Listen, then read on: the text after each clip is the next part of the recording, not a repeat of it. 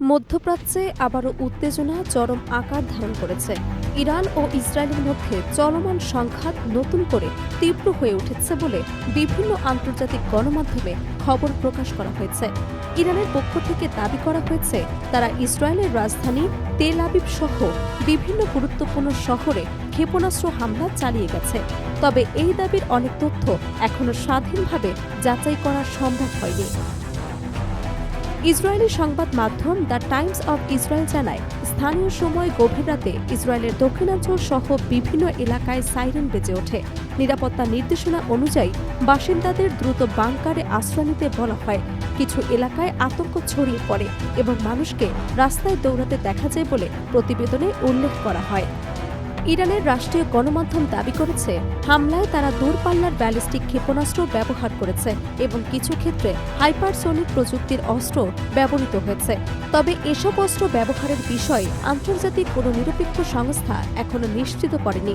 ইসরায়েলের সামরিক বাহিনী ইসরায়েল ডিফেন্স ফোর্স জানিয়ে দিয়েছে তাদের আকাশ প্রতিরক্ষা ব্যবস্থা সক্রিয় রয়েছে এবং অধিকাংশ ক্ষেপণাস্ত্র মাঝ আকাশে প্রতিহত করা হয়েছে বলে দাবি করেছে।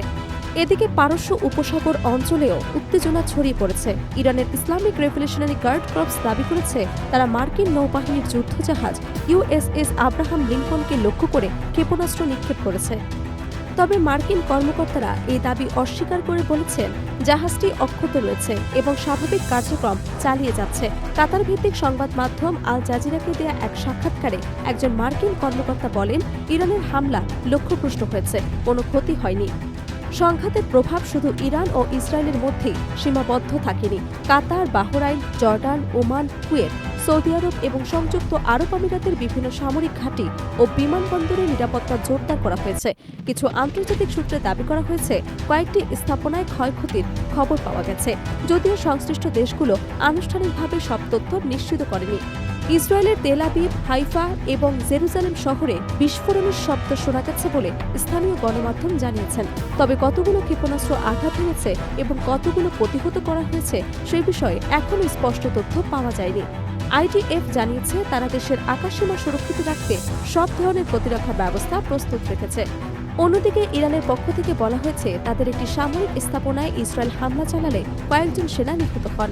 এর পরপরই ইরান পাল্টা হামলা শুরু করে। যদিও উভয় পক্ষের হতাহতের সংখ্যা নিয়ে ভিন্ন ভিন্ন দাবি করা হচ্ছে এবং সেগুলোর অনেকটাই এখনও যাচাই করা সম্ভব হয়নি। উত্তেজনা আরও বাড়ে যখন ইরানের সর্বোচ্চ নেতা আলী খামেনিকে লক্ষ্য করে হামলার খবর ছড়িয়ে পড়ে। এই ঘটনার পর ইরানের প্রতিশোধের দাবি জোরালো হয়। দেশটির ধর্মীয় শহর কুমে অবস্থিত জামকারান মসজিদের লাল পতাকা উত্তোলনের খবর স্থানীয় সংবাদ মাধ্যমে প্রকাশ করা হয়েছে।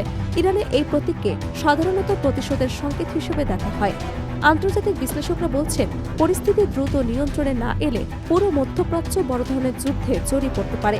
জাতিসংঘ সহ বিভিন্ন আন্তর্জাতিক সংস্থা উভয় পক্ষকে সংযম দেখানোর আহ্বান জানিয়েছে।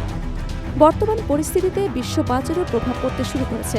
তেলের দাম বাড়ার আশঙ্কা তৈরি হয়েছে এবং আন্তর্জাতিক বিমান চলাচলে সতর্কতা জারি করা হয়েছে। তবে এখন পর্যন্ত অনেক তথ্যই দাবি পাল্টা দাবির পর্যায়ে রয়েছে। তাই প্রকৃত পরিস্থিতি জানতে সংশ্লিষ্ট দেশগুলোর আনুষ্ঠানিক বক্তব্য ও স্বাধীন আন্তর্জাতিক পর্যবেক্ষণের দিকে তাকিয়ে আছে বিশ্ব।